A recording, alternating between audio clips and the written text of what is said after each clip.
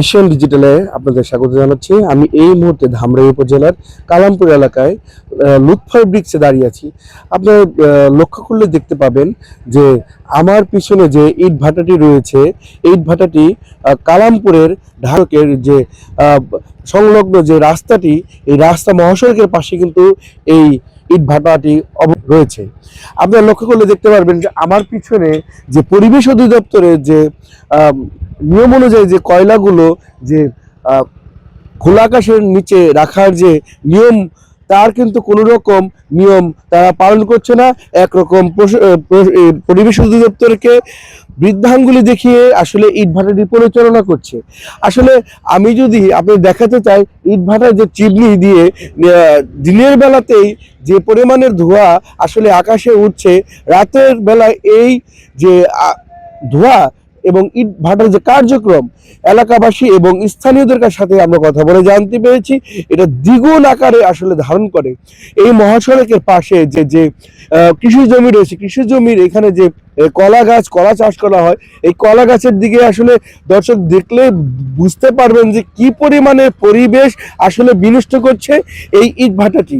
ইট ভাটাটির যে সামনে বিস্তৃত এলাকা এবং মাঠ জুড়ে যে কাঁচা ইট তৈরি করা হচ্ছে, এগুলো আসলে কৃষকের 3 ফসলি মাটি দিয়ে এই ইট ভাটার কাঁচা ইট তৈরি করছে।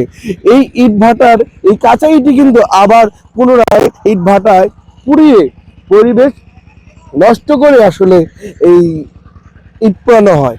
সব মিলিয়ে যে ইট ভাটার যে কার্যক্রম সম্পূর্ণরূপে একরকম, এটা অবৈধভাবে পরিচালনা করছে।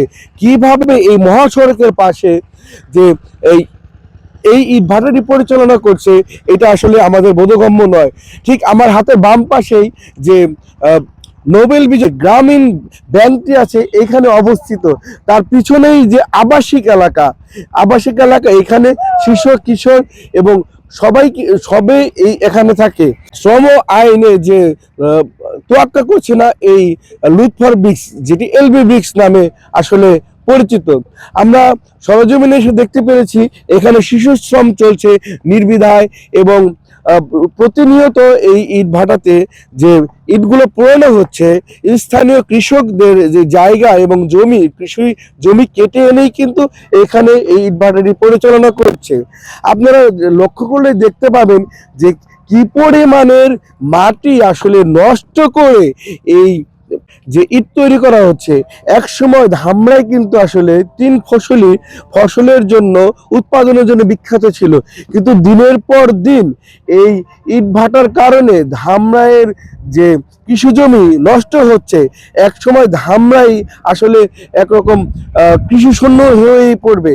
স্থানীয় মানুষ এবং যে সংশ্লিষ্ট মহলের যে দাবি, অতি দ্রুত যদি এই অবৈধ ইট ভাটাগুলো বন্ধ না করা হয়, এক সময় ধামরাইয়ের মানুষ এবং ঢাকার অদূরে এই ধামরাই থেকে যে কৃষি, ধান এবং সবজি উৎপাদন হয়ে কিন্তু আসলে ঢাকা এবং রাজধানীমুখী হয়। এক সময় এই ধামরাই আসলে এক সময় দেখা যাবে যে কৃষি জমি জলাশয় আসলে পরিণত হবে। অতি দ্রুতই এই লুৎফর ব্রিক্স, এলবি ব্রিক্স নামে যে পরিচিত, এটি বন্ধ করে আসলে প্রশাসন তার কার্যক্রম পরিচালনা করবে বলে আমরা আশা করি এবং এলাকাবাসীর এইটাই দাবি। এই ছিল ধামরাই কালামপুর মহাসড়কের পাশ থেকে লুৎফর ব্রিক্স থেকে।